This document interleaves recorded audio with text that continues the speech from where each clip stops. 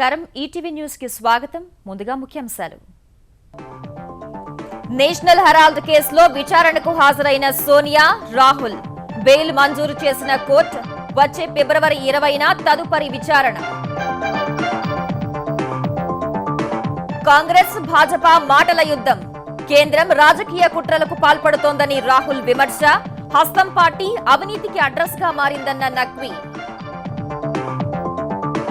AIIMS Andhra Pradesh కు మంగళగిరిలో శంకుస్థాపన అన్ని సూపర్ స్పెషాలిటీ విభాగాలు తెస్తామన్న నడ్డా వాజ్పేయి పేరు పెట్టాలని చంద్రబాబు సూచన రోజా సస్పెన్షన్ పై దద్దరిల్లిన ఆంధ్రప్రదేశ్ అసెంబ్లీ ఎత్తేయాలని వైకాపా డిమాండ్ నియమ నిబంధనల ప్రకారమే చేశామని సభాపతి రూలింగ్ శాసనసభలో వైకాపా వైఖరిపై చంద్రబాబు అసంతృప్తి సోమవారం బాక్సైట్ పై చర్చించాలని మంత్రులతో భేటీలో నిర్ణయం మంగళవారం ఇసుకపై చర్చ ప్రముఖ సినీ నటుడు రంగనాథ్ ఆత్మహత్య ముషీరాబాద్లోని స్వగృహంలో బలవన్మరణం ఒంటరితనమే కారణమై ఉంటుందన్న పోలీసులు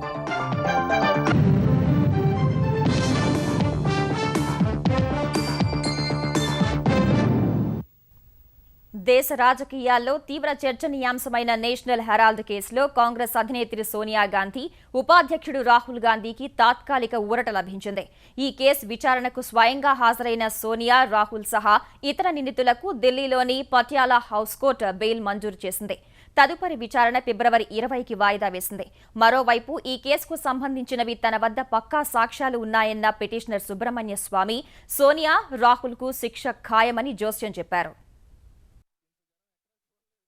కాంగ్రెస్ అధ్యక్షురాలు ఉపాధ్యక్షుడు కోర్టు మెట్లెక్కారు నేషనల్ హెరాల్డ్ యాజమాన్య హక్కులు పొందడంలో మోసం విశ్వాసఘాతుకం నేరపూరిత కుట్రకు పాల్పడ్డారంటూ భారతీయ జనతా పార్టీ నేత సుబ్రహ్మణ్య స్వామి వేసిన పిటిషన్పై విచారణకు స్వయంగా హాజరు కావాలన్న ఆదేశాల మేరకు ఇరువురు ఢిల్లీలోని పటియాలా హౌస్ కోర్టుకు వెళ్లారు సోనియా రాహుల్ సహా ఇదే కేసులో ఆరోపణలు ఎదుర్కొంటున్న మోతీలాల్ వారా ఆస్కార్ ఫెర్నాండెజ్ సుమన్ దుబే కోర్టుకు రాగా నేషనల్ హెరాల్డ్ కేసులో మరో నిందితుడైన శామ్ పిట్రోడా అనారోగ్య కారణాలతో విచారణకు రాలేదు కట్టుదిట్టమైన భద్రత మధ్య ప్రారంభమైన విచారణలో నిందితుల తరపున కపిల్ సిబాల్ అభిషేక్ మను సింఘ్వి వాదనలు వినిపించారు సోనియా రాహుల్ సహా ఇతరులకు బెయిల్ మంజూరు చేయాలని వారు అభ్యర్థించగా సుబ్రహ్మణ్య స్వామి అభ్యంతరం వ్యక్తం చేశారు సోనియా రాహుల్ అత్యంత పలుకుబడి కలిగిన వ్యక్తులని వారు దేశం విడిచి వెళ్లే ప్రమాదం ఉందని వాదించారు నిందితుల పాస్పోర్టులు స్వాధీనపరుచుకోవడం సహా వారిపై ప్రయాణపరమైన ఆంక్షలు విధించాలని కోరారు ఈ వాదనల్ని తోసిపుచ్చిన కోర్టు నిందితులు బలమైన రాజకీయ మూలాలున్న ప్రముఖులని వారు పారిపోతారన్న భయం అవసరం లేదని అభిప్రాయపడింది సోనియా రాహుల్ సహా ఇతర నిందితులకు బెయిల్ మంజూరు చేసింది బెయిల్ కోసం ఒక్కొక్కరు 50,000 రూపాయలు మరో వ్యక్తి పూచీకత్తు సమర్పించాలని పటియాలా హౌస్ న్యాయస్థానం ఆదేశించింది అనారోగ్య కారణాల దృష్ట్యా శామ్ పిట్రోడాకు వ్యక్తిగత హాజరు నుంచి మినహాయింపించింది తదుపరి విచారణను ఫిబ్రవరి 20 మధ్యాహ్నం 2 గంటలకు చేపడతామని ప్రకటించింది తదుపరి విచారణకు కూడా వ్యక్తిగత హాజరు నుంచి నిందితులెవరికీ మినహాయింపించే ప్రసక్తే లేదని న్యాయస్థానం స్పష్టం చేసింది दुर्भाग्य की बात है कि डॉक्टर स्वामी ने इंसिस्ट किया कि ऐसे व्यक्ति जिनके जड़ इस समाज में हैं और जिनके बारे में कोई भी आरोप नहीं है उनके लिए भी पासपोर्ट कंडीशन लगाई जाए यानी विदेश ट्रैवल या ट्रैवल के विषय में प्रतिबंध लगाया जाए और कोर्ट ने उनकी इस मांग को खारिज किया और हमारी बेल एप्लीकेशन बिना किसी कंडीशन के अलाउ की బెయిల్పై న్యాయస్థానం ఆదేశాల మేరకు మాజీ ప్రధాని మన్మోహన్ సింగ్ సోనియాకు పూచీకత్తు సమర్పించారు రాహుల్కు ఆమె సోదరి ప్రియాంక గాంధీ పూచీకత్తు సమర్పించగా ఇతర నిందితులకు పార్టీకి చెందిన వేర్వేరు సీనియర్ నేతలు పూచీకత్తు సమర్పించారు విచారణ బెయిల్ మంజూరు పూర్తయిన వెంటనే సోనియా చిరునవ్వులు చిందిస్తూ బయటకు రాగా ఆమె వెంట రాహుల్ ఇతర నిందితులు వెళ్లారు మరోవైపు నేషనల్ హెరాల్డ్ కేసులో తాను వచ్చే ఏడాది గెలిచి తీరుతానని భారతీయ జనతా పార్టీ నేత సుబ్రహ్మణ్య స్వామి విశ్వాసం వ్యక్తం చేశారు ఈ కేసు వెనక కక్ష సాధింపు ప్రధాని పాత్ర ఉందన్న విమర్శల్ని తోసిపుచ్చిన ఆయన ఈ అంశంపై మోదీతో అసలు మాట్లాడలేదని స్పష్టం చేశారు I will win this case year of 2016. Miss Sonia Gandhi, Rahul Gandhi, all will be sentenced to a prison sentence. Now, you see, the issue is that this vendetta question was raised before the trial court judge, Miss Manocha. It was raised before Justice Sunil Gaur. Both have dismissed it. Supreme Court in previous judgments also in the Bhajanlal case of 1992, they dismissed this. They say that each time maybe there is a vendetta. If the facts are strong, it doesn't matter whether a person has brought it to the notice of the police authorities because of a vendetta. National Herald case రాజకీయంగా తీవ్ర చర్చనీయాంశమైన వేళ సోనియా రాహుల్కు తాము అండగా ఉన్నామని చెప్పేందుకు కాంగ్రెస్ నేతలు ప్రయత్నించారు మాజీ ప్రధాని మన్మోహన్ ఇతర నేతలు గులాం నబీ ఆజాద్ మల్లికార్జున ఖర్గే ఆంటోనీ కోర్టుకు వచ్చారు నేషనల్ హెరాల్డ్ కేసు కాంగ్రెస్ ప్రతిష్టను దెబ్బతీసేందుకు ప్రధాని నరేంద్ర మోదీ అమలు చేస్తున్న కుట్రలో భాగమేనని ఆ పార్టీ అధ్యక్షురాలు సోనియా గాంధీ ఆరోపించారు. ఈ విషయంలో కేంద్రం ఎన్ని ప్రయత్నాలు చేసినప్పటికీ ఫలించబోవని హెరాల్డ్ కేసులో కోర్టుకు హాజరై కాంగ్రెస్ ప్రధాన కార్యాలయానికి వెళ్లిన తర్వాత సోనియా గాంధీ వ్యాఖ్యానించారు.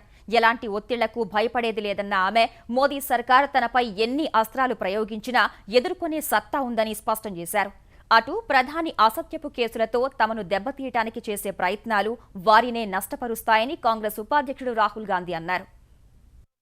मौजूदा केंद्र सरकार अपने विरोधियों को जानबूझकर निशाना बना रही है और इसके लिए वो सरकारी एजेंसी का पूरी तरह से इस्तेमाल कर रही है. हम में से कोई भी डरने वाला नहीं है. इनके खिलाफ हमारी लड़ाई जारी रहेगी. कांग्रेस के सिद्धांतों, कांग्रेस के नीतियों और गरीबों के हितों की रक्षा के लिए हमारा संघर्ष जारी रहेगा.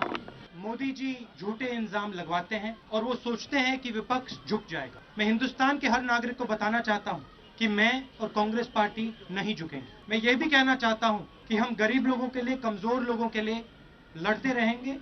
हम विपक्ष का काम करते रहेंगे और हम 1 इंच पीछे नहीं जाएंगे. కాంగ్రెస్ కు అవినీతితో విడదీయరాని బంధం ఉందని ఇవాళ మరోసారి రుజువైందని భారతీయ జనతా పార్టీ ఆరోపించింది. అవినీతికి సిసలైన అర్థం కాంగ్రెస్ అని మరోసారి తేలిందని కేంద్ర మంత్రి ముఖ్తార్ అబ్బాస్ నఖ్వీ వ్యాఖ్యానించారు. నేషనల్ హెరాల్డ్ కేసులో కోర్టు మెట్లెక్కిన కాంగ్రెస్ అధ్యక్షురాలు సోనియా గాంధీ, ఉపాధ్యక్షుడు రాహుల్ గాంధీ కోసం కాంగ్రెస్ నేతలు, కార్యకర్తలు స్వాతంత్ర సమరయోధుల్లా రోడ్లపై ఆందోళన చేయడం విస్మయం కలిగిస్తోందని నఖ్వీ వ్యంగ్యాస్త్రాలు సంధించారు. हमने जो है वो भ्रष्टाचार के खिलाफ तो लड़ाई बहुत देखी, लेकिन भ्रष्टाचार के पक्ष में लड़ाई पहली बार देखी है. और जब हम इसीलिए कहते हैं कि कांग्रेस मुक्त भारत, तो हमारा सीधा अर्थ है कि करप्शन मुक्त भारत. और unfortunately Congress and corruption made for each other एक बार फिर आज साबित हुआ है. और इसीलिए करप्शन के पक्ष में जिस तरह का उनका क्रांतिकारी व्यवहार था वो पूरे देश ने आज देखा. ऐसा लग रहा था जैसे करप्शन के में कोई आरोपी न हो, बल्कि महान स्वतंत्रता संग्राम सेनानी हो और सड़कों पे ये उतर आए. వైద్య ఆరోగ్య రంగంలో దేశానికే తలమానికమైన అఖిల భారత వైద్య విజ్ఞాన సంస్థ ఎయిమ్స్ ఆంధ్రప్రదేశ్లో కొలువు తీరేందుకు తొలి అడుగు పడింది. విభజన తర్వాత సరైన వైద్య సంస్థలు లేని లోటు పూడ్చుకునేందుకు 1620 కోట్లతో గుంటూరు జిల్లా మంగళగిరి వద్ద మంజూరు చేసిన ఆంధ్రప్రదేశ్ ఎయిమ్స్ కు కేంద్ర మంత్రి జేపీ నడ్డా శంకుస్థాపన చేశారు.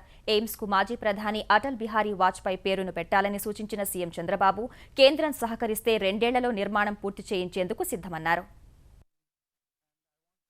గుంటూరు జిల్లా మంగళగిరిలోని 193 ఎకరాల విస్తీర్ణంలో అఖిల భారత వైద్య విజ్ఞాన సంస్థ ఎయిమ్స్ ఆంధ్రప్రదేశ్ శాఖ నిర్మాణానికి అత్యంత ఘనంగా శంకుస్థాపన చేశారు. దేశంలో 10 కొత్త ఎయిమ్స్లు నెలకొల్పుతున్నట్లు తెలిపిన కేంద్ర ఆరోగ్య శాఖ మంత్రి జగత్ ప్రకాష్ నడ్డా 58 జిల్లాల్లో ప్రధాన ప్రభుత్వాసుపత్రులను వైద్య కళాశాలలుగా మారుస్తామన్నారు. నూతన ఆవిష్కరణల్లో ముందున్న ఆంధ్రప్రదేశ్తో కలిసి పనిచేస్తామని స్పష్టం చేశారు. This All India Institute of Medical Sciences, which is going to be constructed at the cost of 1,620 crores within a short span of 3 years, it will have all super specialties. And one very important feature which I'd like to stress here is that it will also have a department of Ayush. And the Union government has decided that New Andhra will have one state cancer institute and one tertiary care center. విభజన తర్వాత అన్యాయం జరిగిన ఆంధ్రప్రదేశ్ను అన్ని విధాలా ఆదుకునేందుకు తన వంతు సాయం చేస్తున్నట్లు కేంద్ర మంత్రి వెంకయ్యనాయుడు తెలిపారు. మహా జబ్బులు నయం వాళ్ళందరూ ఆల్ ఇండియా మెడికల్ ఇన్స్టిట్యూట్కి వెళ్తారు. ప్రతిష్టాత్మకమైంది, అందరూ మంత్రులతో సహా, ప్రధానమంత్రితో సహా.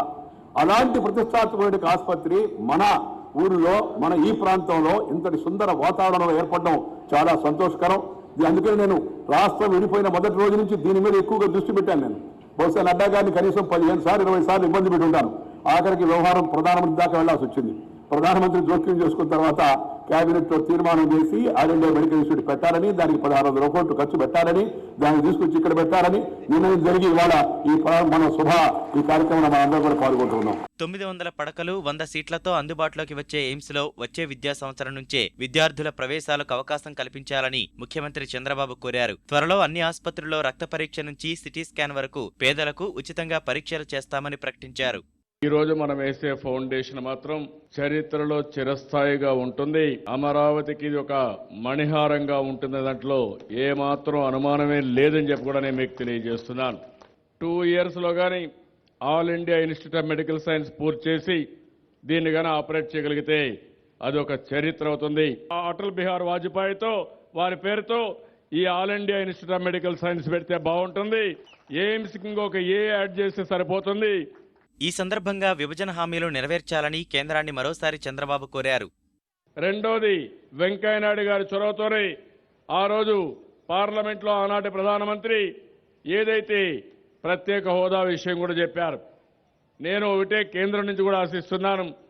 మనకు చేయూతనివ్వాల్సిన అవసరం కేంద్రం మీద ఉంది. మనం ఇబ్బందుల్లో ఉన్నాం.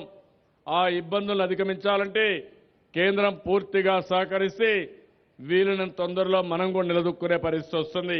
దేశ విదేశాల్లో గుర్తింపు పొందిన ఆంధ్రప్రదేశ్ వైద్యులను ఎయిమ్స్ శంకుస్థాపన వేదికపై సత్కరించారు. ప్రముఖ వైద్యులు కాసరనేని సదాశివరావు, చిగురుపాటి నాగేశ్వరరావు కుటుంబ సభ్యులు ఎయిమ్స్ లో ఓ భవనానికి వారి పేరు పెట్టాలని కోరుతూ ఒక్కొక్కరు 2 కోట్ల రూపాయల వంతున సాయం అందించారు. ఆసుపత్రుల నిర్మాణం సహా వాటి నిర్వహణను సవాల్గా తీసుకుని పనిచేయాలని కేంద్ర మంత్రి వెంకయ్య నాయుడు ఆంధ్రప్రదేశ్ ప్రభుత్వానికి సూచించారు. ఆసుపత్రుల్లో పరిశుభ్రతకు తన వంతు కృషి చేస్తున్న ఈనాడు పత్రికపై ప్రశంసలు కురిపించారు. హాస్పిటల్లో జరిగిన సంఘటన నిజంగా మనందరికీ తలవంపులు కలిగించే సంఘటన జరిగింది. దీని పట్ల వైద్యులు కూడా గంభీరంగా ఆలోచించాల్సి ఉంది. పనిచేసే సిబ్బంది కూడా ఆలోచించాల్సి ఉంది. ఆసుపత్రులను ఈ మధ్య నేను ఈనాడు పత్రిక కూడా అభినందిస్తున్న. ఆసుపత్రుల్లో స్వచ్ఛ భారత పేరుతో ఒక చైతన్యం కలిగించి మొత్తం ఆసుపత్రులన్నీ కూడా ఎలా ఉన్నాయనే విషయాన్ని కూడా ఈనాడు మిగతా పత్రికలు కూడా చాలా వరకు వాటికి ప్రాధాన్యత ఇచ్చాయి. ఆ విధంగా ఈ ఆసుపత్రుల్లో ఏదైతే బాగలేకుండా వస్తున్నారో అక్కడ పరిస్థితి బాగలేకపోతే ఇంకా ఆసుపత్రిలో వైద్యం ఏం జరుగుతుందో చెప్పండి. అందుకని దానిపైన దృష్టి పెట్టాల్సిన అవసరం ఎంత ఉందని మీ అందరికీ కూడా మనం చేస్తా ఉన్నాను. హైదరాబాద్లో శాంతి భద్రతల పరిరక్షణకు తెలంగాణ ప్రభుత్వం పెద్దపీట వేస్తోందని పంచాయతీరాజ్ ఐటీ శాఖ మంత్రి కేటీఆర్ స్పష్టం చేశారు. శేరిలింగంపల్లిలోని కొండాపూర్, లింగంపల్లి ఆదర్శ కాలనీల్లో ఏర్పాటు చేసిన సీసీ కెమెరాలను హోంమంత్రి నాయిని నరసింహారెడ్డితో కలిసి ప్రారంభించిన కేటీఆర్ 350 కోట్ల రూపాయలతో పటిష్ట పోలీసింగ్, ఫ్రెండ్లీ పోలీసింగ్లను ఏర్పాటు చేశామని వివరించారు. తెలంగాణ ఆవిర్భవిస్తే శాంతి భద్రతలకు విఘాతం కలుగుతుందన్న వ్యాఖ్యలను పటాపంచలు చేశామని కేటీఆర్ గుర్తు చేశారు. దేశంలోని ప్రముఖ నగరాలు ఏవైతే ఉన్నాయో, మెట్రో నగరాలు ఏవైతే ఉన్నాయో, ముంబై కానీ, ఢిల్లీ కానీ, చెన్నై కానీ, కలకత్తా కానీ, వాటికి సరిసమానంగా ఇంకా చెప్పాలంటే వాటికంటే మెరుగ్గా హైదరాబాద్ లో శాంతి భద్రతను పరిరక్షించడానికి గౌరవ ముఖ్యమంత్రి గారి సారథ్యంలో ప్రమాణం ముందుకు పోతా ఉన్నాం. హైదరాబాద్ వ్యాప్తంగా ఎక్కడ చూసినప్పుడు మీరు చక్కటి ఇన్నోవా వాహనాలను పోలీసులకు ఇవ్వడం జరిగింది. ఇక్కడ నగర పౌరులకు శాంతి భద్రతల విషయంలో ఎలాంటి భయగానే అనుమానంగా లేకుండా చక్కటి కార్యక్రమాలు తీసుకొని ముందుకు పోతా ఉన్నాం. తెలంగాణ సాంఘిక సంక్షేమ పాఠశాలలు దేశవ్యాప్తంగా ఉన్న పాఠశాలలకు మార్గదర్శకంగా ఉండాలని తెలంగాణ ఉప ముఖ్యమంత్రి కడియం శ్రీహరి అన్నారు. మెదక్ జిల్లా ఇస్నాపూర్లో రాష్ట్ర స్థాయి స్వారో ఒలింపిక్ పోటీలను ప్రారంభించిన ఆయన రాబోయే రోజుల్లో తెలంగాణలో కేజీ టు పీజీ గురుకుల పాఠశాలలు ప్రారంభించి అందులో ఏకరూపు దుస్తుల విధానాన్ని తీసుకొస్తామని చెప్పారు. కార్పొరేట్ పాఠశాలలకు దీటుగా ప్రభుత్వ పాఠశాలలు ఉండేలా ముఖ్యమంత్రి కేసీఆర్ ప్రణాళికలు తయారు చేశారని కడియం చెప్పారు.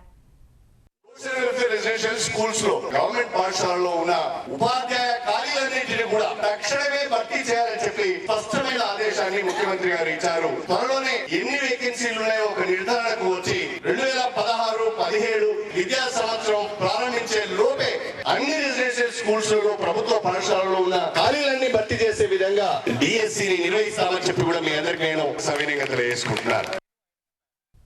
ప్రముఖ సినీ నటుడు రంగనాథ్ ఆత్మహత్య చేసుకున్నారు. కథానాయకుడిగా, సహాయ నటుడిగా వెండితెరపై తనదైన శైలితో ప్రేక్షకులను మెప్పించిన 66 ఏళ్ల రంగనాథ్ తన ఇంటిలోనే బలవన్మరణానికి పాల్పడినట్లు ఆయన కుమార్తె తెలిపారు. ఇంటిలో పూజాగతి పైన డెస్టినీ అని గోడపై కొన్ని ఆస్తుల వివరాలను రాసిపెట్టారని ఆయన కుమార్తె చూపారు. 300కు పైగా చిత్రాల్లో నటించిన రంగనాథ్ 1949లో మద్రాసులో జన్మించారు. అక్కినేని హీరోగా నటించిన బుద్ధిమంతుడు చిత్రంతో 1969లో సినీ రంగ ప్రవేశం చేసిన రంగనాథ్ 1974లో చందన సినిమాతో హీరోగా మారారు. ఆ తర్వాత భిన్నమైన పాత్రలతో తెలుగు ప్రేక్షకులను మెప్పించారు. ఇంట్రెస్ట్ లేదండి, అన్ని రెస్పాన్సిబిలిటీస్ అయిపోయింది కదా అన్న దీంట్లో ఉన్నారు. ఇంకేముంది, లైఫ్ అంతా ఎంజాయ్ చేసేసాను. ఇంక చేసేది ఏం లేదు అంటారు. మేమే మా కోసం ఉండండి నాన్న అనేసి మేము ఇన్ని రోజులు లాక్కొచ్చాం. అలోన్గా ఒకడే ఉంటున్నాడు. ఒక పని మనిషితోటి, ఆమె మీనాక్షి అనే పని మనిషి కూడా వాళ్ళ ఇంట్లో పని చేస్తూ అతనికి వంట చేస్తూ ఉంటుంది. సుమారు 5 గంటల ప్రాంతంలో లోపల బోల్ట్ పెట్టుకొని ఇంట్లో ఉరి వేసుకొని ఆత్మహత్య చేసుకున్నాడు. ఎవరో అతన్ని ఈరోజు సన్మాన కార్యక్రమం పిలువనికి వచ్చినప్పుడు ఇంట్లో బోల్ట్ ఎంతవరకు తెలిసినా కానీ డోర్ తెలియనందుకు ఇమ్మీడియట్గా వాళ్ళ డాక్టర్ని కూడా పిలిచి చూసి అందరూ ఆ లోకల్ వాళ్ళు వచ్చిన వాళ్ళు వాళ్ళ డాక్టర్ అందరూ కలిసి ఆ డోర్ను బ్రేక్ చేసి లోపల పోయి చూశాక అతను ఆత్మహత్య చేసుకోవడం జరిగింది. సో దీనికి ముఖ్య కారణాలు ఆయన మోస్ట్లీ డిప్రెషన్, ఏజ్, క్లియర్గా ఆత్మహత్యకు పాల్పడ్డట్టు మాకున్న ఇప్పటికున్న సమాచారం ప్రకారం తెలుస్తున్నది. రోజాపై విధించిన ఏడాది సస్పెన్షన్ ఎత్తివేయాలనే డిమాండ్తో వైకాపా చేసిన నిరసన కారణంగా ఆంధ్రప్రదేశ్ అసెంబ్లీలో 3వ రోజు 6 బిల్లులు ప్రవేశపెట్టడం మినహా ఎలాంటి కార్యకలాపాలు సాధ్యపడలేదు. సభా నిబంధనలపై అధికార విపక్షాల మధ్య వాగ్యుద్ధం జరగ్గా సభాపతికి వ్యతిరేకంగా వైకాపా సభ్యుల నినాదాల మధ్య సభ సోమవారానికి వాయిదా పడింది. చిత్తూరు జిల్లా నగరి ఎమ్మెల్యే రోజాపై విధించిన సస్పెన్షన్ నిబంధనలకు విరుద్ధమంటూ ఆంధ్రప్రదేశ్ అసెంబ్లీలో 3వ రోజు వైకాపా ఆందోళనకు దిగింది. 340 నిబంధన ప్రకారం సభ్యులను ఈ సమావేశాల వరకే సస్పెండ్ చేసే అవకాశముందని జగన్ వాదించారు. ఈ వాదనను ఆంధ్రప్రదేశ్ సభా వ్యవహారాల మంత్రి యనమల తోసిపుచ్చారు. కానీ రోజమ్మను మాత్రం నిజంగా ఆవిడ అన్న మాటలు ఏమాత్రం కూడా తప్పు కూడా కాదు. రూల్ 340 నేను చదివి వినిపించాను. మీకు ఆ అధికారం లేదు, దయ ఉంచి మీరు రివోక్ చేసుకోండి మీ నిర్ణయాన్ని అని చెప్పి చాలా వినయపూర్వకంగా మిమ్మల్ని అర్థిస్తా ఉన్నాం. ఒకవేళ మీరు చేయకపోతే మాత్రం మొత్తం శాసనసభ్యులు మా వాళ్ళందరినీ కూడా అదే మాదిరిగా సస్పెండ్ చేసుకోండి. మేమైతే మాత్రం దీన్ని ప్రొటెస్ట్ చేస్తా ఉన్నాం. గట్టిగా ఈ శాసనసభ జరగనివ్వము. రూల్స్ కానీ ఏది ఉన్నప్పటికీ కూడా హౌస్ ఈజ్ సుప్రీం. అల్టిమేట్ గా దీన్ని క్వశ్చన్ చేసే అధికారం ఎవరికి కూడా లేదు. మీరు హౌస్ రన్ చేయడము, మీరు సస్పెండ్ అవుతా ఉంటే మేము హ్యాపీగా సస్పెండ్ చేస్తాం. There is no question of revoking the suspension. అధికార విపక్షాల మధ్య విమర్శల పర్వం చోటు చేసుకుంటుండగానే రోజాను నిబంధనల మేరకే సస్పెండ్ చేశామని సభాపతి కోడెల శివప్రసాదరావు రూలింగ్ ఇచ్చారు. వైకాపా సభ్యులు పోడియం వద్ద నిరసన కొనసాగించగా సభ ఓసారి వాయిదా పడింది. తర్వాత సమావేశమైన సభలో విపక్షం ఆందోళన మధ్య మంత్రులు యనమల, అచ్చెన్నాయుడు, కొల్లు రవీంద్రలు 6 బిల్లులను ప్రవేశపెట్టిన తర్వాత తేనీటి విరామం కోసం సభ వాయిదా పడింది.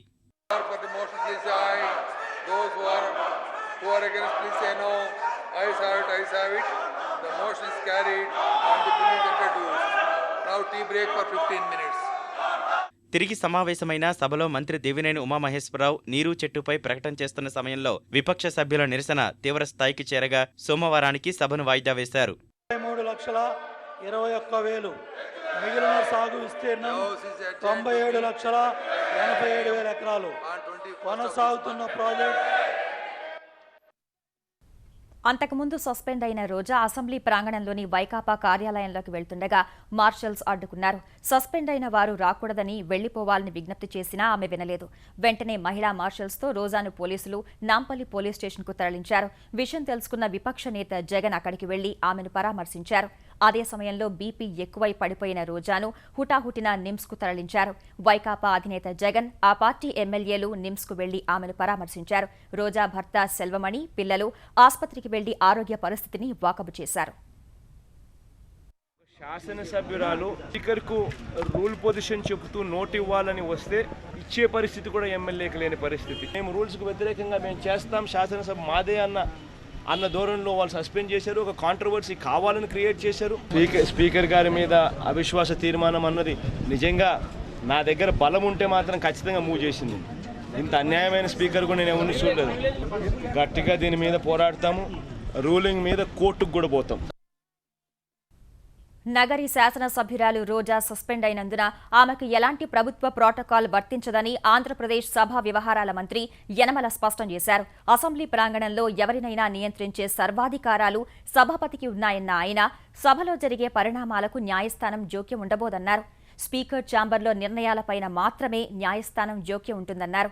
శాసనసభలో వైకాపా ఎమ్మెల్యేల తీరు ఇకనైనా మార్చుకోవాలని ప్రభుత్వ చీఫ్ విప్ కాల్వ శ్రీనివాసులు హితవు పలికారు.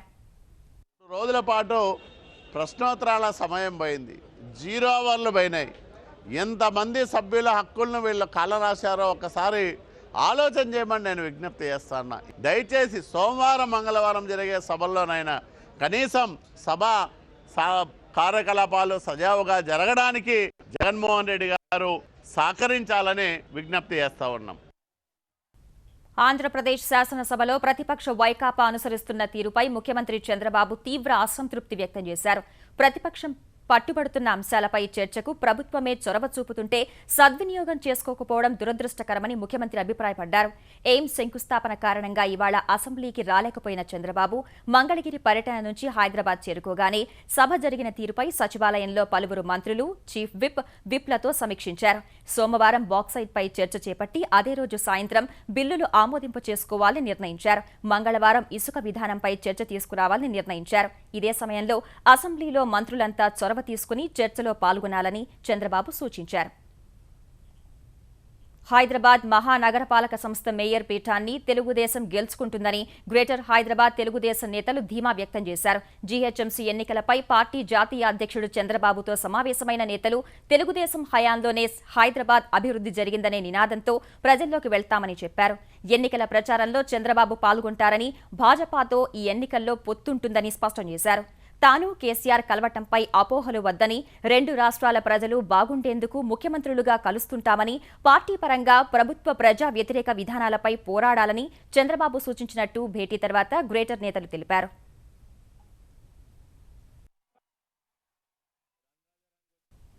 ఆటిజం వ్యాధి, బాలికా శిశువుల పరిరక్షణపై అవగాహన కల్పించే ఉద్దేశంతో అమెరికా తెలుగు అసోసియేషన్ ఆటా హైదరాబాద్ నెక్లెస్ రోడ్లో నిర్వహించిన 5K రన్కు మంచి స్పందన లభించింది.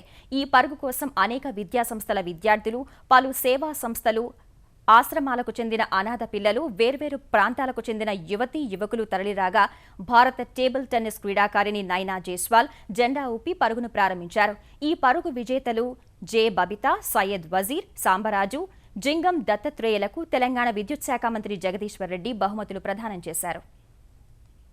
అమెరికాలోని భారత ఐటీ సంస్థలు ఎక్కువ జారీ చేసే H1B, L1 వీసాలపై మరింత భారం మోపేందుకు ఉద్దేశించిన ప్రతిపాదనకు అమెరికా అధినేత బరాక్ ఒబామా ఆమోదముద్ర వేశారు.